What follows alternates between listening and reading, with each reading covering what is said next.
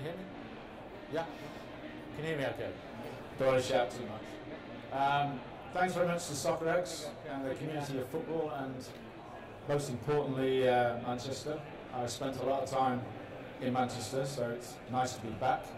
And it's where my career in sleep and sport all started.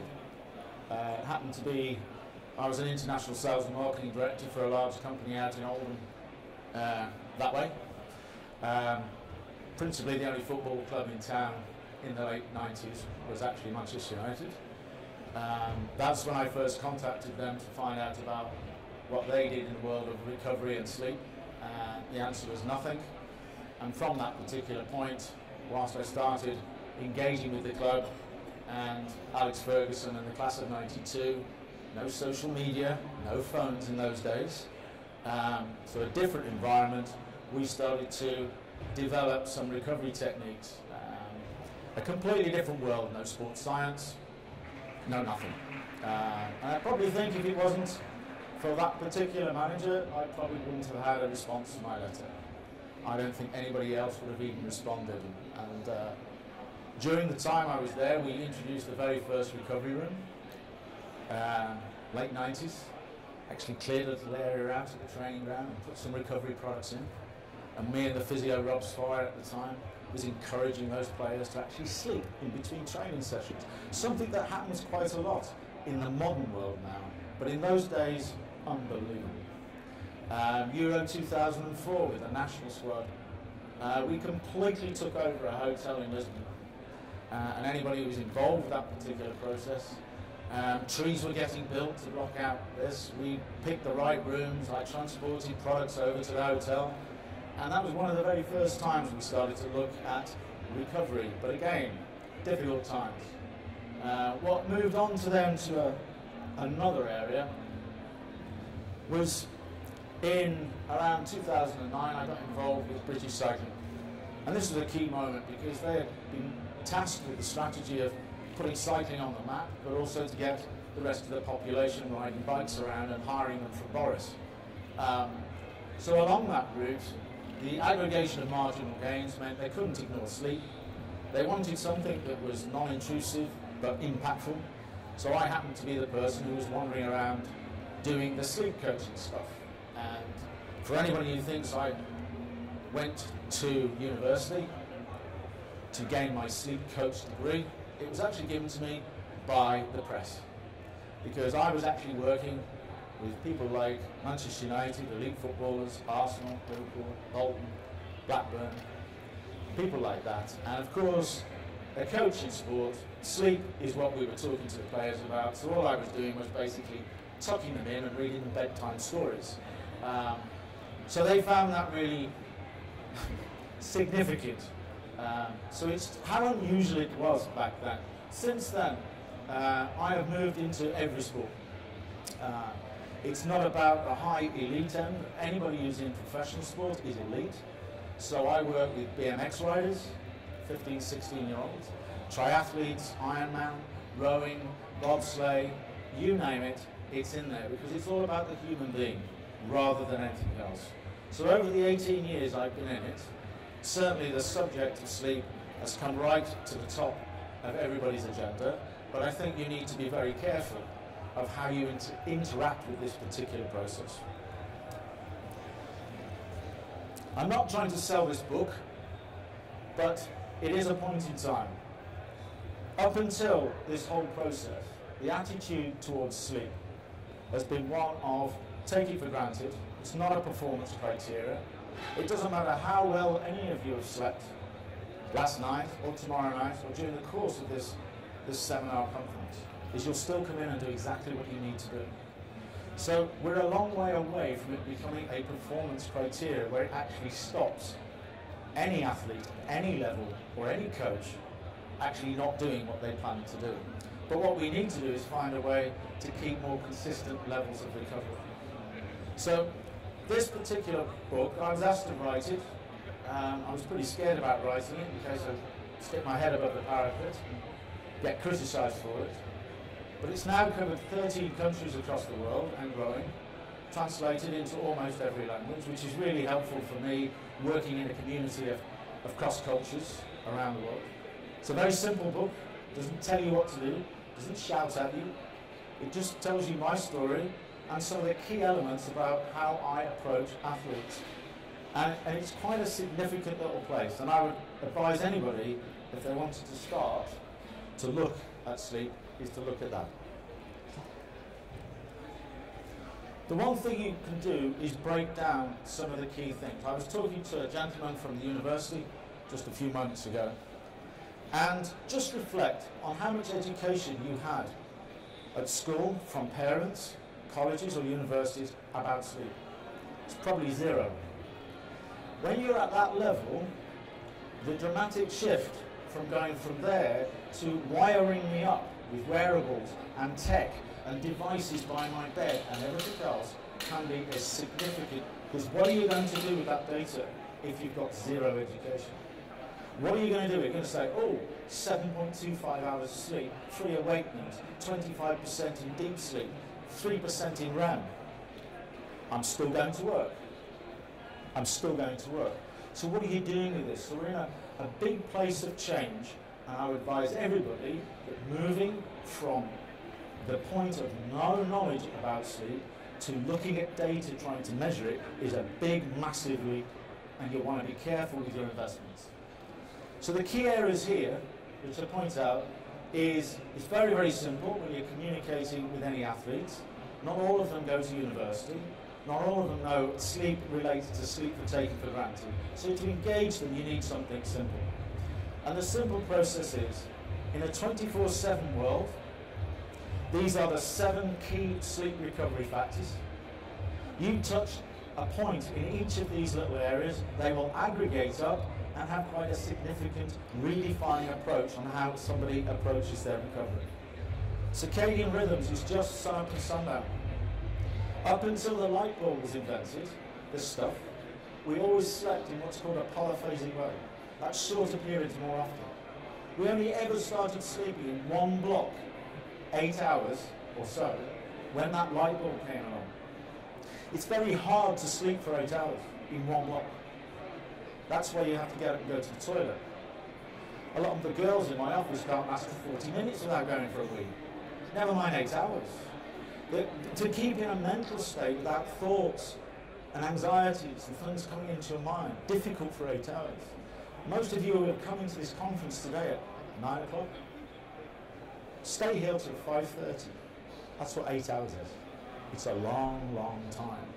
And in sport, you don't have this opportunity. So a polyphasic approach is key, and understanding your relationship between light and dark. And one thing you can keep in mind, just a month ago, there was over 16 hours worth of daylight available to you. November, that winter period where you just play games upon games upon games, you'll have less than 8. So your exposure to artificial light goes up, the changes in your habits completely change, and your relationship to those circadian rhythms, with just the tiniest little bit of knowledge, could change the way you hold approach it. The chronotype, in this room right now, there are certain people who are morning chronotypes and nighttime chronotypes. It's genetic, right? We have a smile here in the audience. There is a genetic twist, right? So you can't change it, you can't camouflage it. And when I've done a lot of tests, call it research, over the last few months, there is a distinct possibility that it's maybe 60-40, but maybe even more 70-30 to PM chronotypes versus AM chronotypes. Now, when you get that split, that means, because we live in an AM world, right? We go to work at 9, we do this, we do this, we do this. AM schedules, is that there's a lot of people within any organization just trying to fight their way through it. And the reason for morning and nighttime chronotypes, which I can't go into today, is that I wake up in the morning between 6 and 6:30, I'm absolutely starving and can't wait to eat, right? The nighttime chronotypes, if it's 30 minutes to the training ground, they're still in bed at 27 minutes past 8, just thinking they can grab another 30 seconds. And they're not good in that first part of the day, but they'll get through it. So particularly when I come across clubs where the coaches are AMers, the splits of those chronotypes can have a massive difference on how they interact with each other. You can't change the schedules. Nobody's telling you to do that. But you can certainly change how an athlete goes from A to B. And you run through these things. So if you think, one of the first things I did talking to a bunch of players is I knew that 90 minutes was a period of time in a clinical environment where you measure sleep. And then you look at another 90 minutes. It happens to be the length of a football game. If you think in cycles rather than hours, you get this polyphasic approach. 5 90-minute cycles is 7.5 hours. I ask everybody in this hall, how many hours do you try and get? And you'll think of this number 8. But you don't know where it comes from or why it's relevant. It's a third of every 24-hour period in recovery. That's about 8 hours, but not all in one block. That's hard work. And when you look at the schedules that you're now adopting in the world of football, they are non-human. Some of them are non-human. In cricket, it's the same. Rugby league, it's the same. And when you look down these, you can start to see that we have coaches who look at a 35-cycle recovery routine within their 7-day period. Keep it focused, keep it flexible. It's about 30 minutes, 20 minutes, 15 minutes at the right times of day and what you get at night. And pre and post have never been more important because they're recovery periods. So in June, it was still light at 10 o'clock at night. I've been exposed to over 16 hours worth of daylight. I have got an enormous amount of serotonin in my pineal gland telling my brain to be awake. So there's no point me trying to go to sleep at 11 o'clock. No point. Because I'm wired on serotonin. I'm wired on light. Unless I have a relationship between light and dark, I've got no chance. So when you factor that into your schedules, light and dark makes a massive effect. And it's natural, which is fantastic. Some of the things, yes, there are some significant performance factors. More sustainable levels of recovery is key. Maybe injury times, stamina, cardiovascular performance, alertness and awareness when you're just doing things at the right time, how quickly, anger management, you know, just losing it at the wrong time can mean a difference. How many instances in a game where you can actually see they might not be just quick enough or making the wrong decisions. So the thing that worries me is after 18 years of being in this industry, in the world of sport, is the things that I get asked to do now is to come and help doctors and coaches get athletes off sleeping tablet addiction, supplement addiction, caffeine addiction, and the other wonderful little Scandinavian trick of a little tobacco pouch up there into your left called snus, which is on epidemic levels in certain parts of the world. And this is something that when any club looks through their well-being factors and asks questions, and they go, I'm sleeping okay, I'm fine, I'm this, I'm fine, I get about 6 hours, yeah. But when they let me go in and spend time with the individual and talk to their parents and talk to their family and talk to their wives and partners and kids, because they're all involved in this process, suddenly we get a different picture altogether. And that is where the significant changes can be made. And this is how you do it, and that's how you want to be careful. Some of these little factors, the urgent need, that's a 24-hour process. That's the circadian process. And what happens on that little graph is when you wake up in the morning, you're not getting more awake. You are on like a ski slope going back to sleep. So every hour, you're going further up that hill. You're getting closer and closer to that point. You have a clash and urge and need between 1 and 3.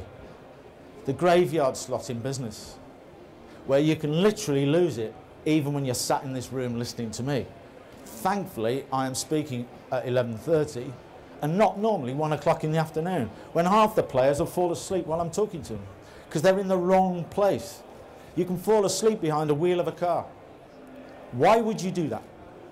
It's because in the right place, with the same visualization, with the same sounds, it's just cars and lorries, cars and lorries, cars and lorries, same sounds. No horses come running around. Cows don't come on the motorway. It's cars and lorries, cars and lorries. Brain goes, bang, puts you into sleep. Whoa, what was that?